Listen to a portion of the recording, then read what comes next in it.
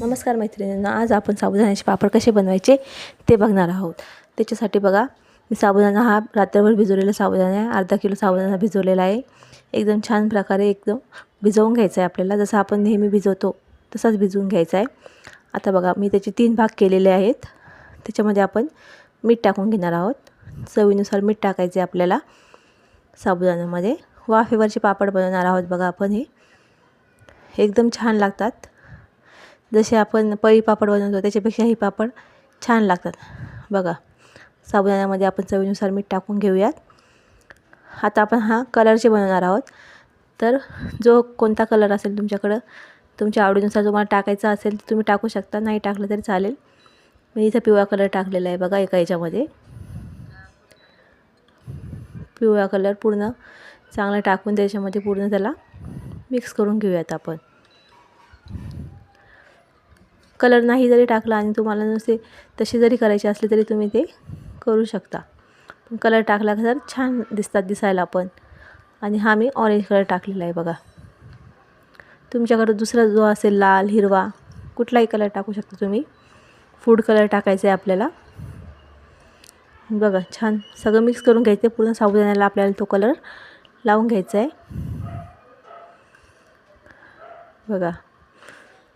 छान प्रकारे आपण जरा कलर टाकल्यानंतर मिक्स करून घेणार आहोत। पिवळा, ऑरेंज आणि एक तसंच ठेवलेला आहे मी, रंग न टाकता।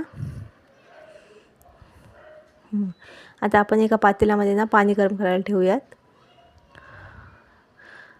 आणि त्याच्यावर एक ताट ठेवून बघा बांगड्या ठेवलेल्या आहे इथं, आणि आपण साबुदाणा टाकून घेऊया। आणि तुम्ही अशा प्रकारे सुद्धा करू शकता, नाही तर काय करायचं, एका पातेल्याला ना कपडा बांधायचा, सुती कपडा, आणि त्याच्यावर असे छोटे छोटे प्लेट असतात ना आपल्याकडं, त्याच्यामध्ये साबुदाणा टाकून ठेवला तरीही चालतो बघा। इथे दाखवते मी तुम्हाला। त्या प्रकारे तुम्ही जर ठेवलं कपडा बांधून पाण्यावरती तर ते पण छान प्रकारे वाफवले जातात बघा। छोट्या छोट्या प्लेटमध्ये टाकायचा साबुदाणा आणि ते सुद्धा छान प्रकारे वाफवून घ्यायचं आहे। जेवढ्या छोट्या प्लेट बसतील तेवढ्या बसवायच्या, त्याच्यावर झाकण ठेवायचं आणि ते छान प्रकारे येतो बघा। थोडंसं चमच्याच्या साहाय्याने किंवा थोडं पाणी लावून आहे ना, ते पूर्ण असं सुटं करून घ्यायचं आहे आपल्याला त्या प्लेटमधनं बघा। छान एकदम निघतात ते अलगद असे, आणि आपल्याला हे उन्हातच वाळवायचे पापड बघा।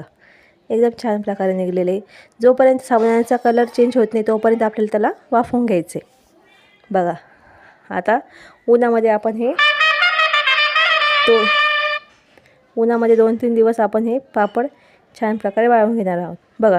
वाळल्यानंतर किती छान दिसत आहेत, पांढरे पण छान दिसतात आणि कलरचे केले तरी पण छान दिसत आहेत ते पापड बघा।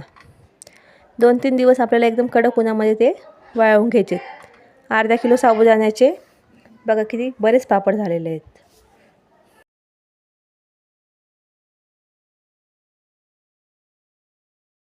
आता पापड आपण तळून बघूयात। तेल छान गरम करून घ्यायचे आणि त्याच्यामध्ये पापड टाकून आपल्याला ते तळून घ्यायचे बघा। एकदम छान फुलतो आपला पापड जो आहे तो, दुप्पट होतो आहे बघा। तेल चांगलं गरम करायचं आणि मगच ते तळून घ्यायचे बघा। कलरचे पण छान दिसतात तळल्यानंतर। तुम्ही पण नक्की रेसिपी घरी ट्राय करा। आता उन्हाळा चालू आहे, तुम्ही वर्षभरासाठी पापड बनवून ठेवू शकता। जेव्हा पण उपवास असेल तेव्हा खाऊ शकता। लहान मुलांना तर फारच आवडतात बघा। एकदम छान दिसतात, दिसायला पण छान दिसतात आणि खायला पण एकदम छान लागतात।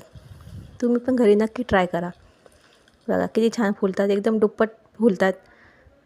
कशी वाटली रेसिपी तुम्ही मला नक्की सांगा, आणि माझ्या चॅनलवर नवीन असाल तर चॅनलला सबस्क्राईब करा। थँक्यू बघा। एकदम छान प्रकारे असे आपले साबुदाणा पापड तयार आहेत।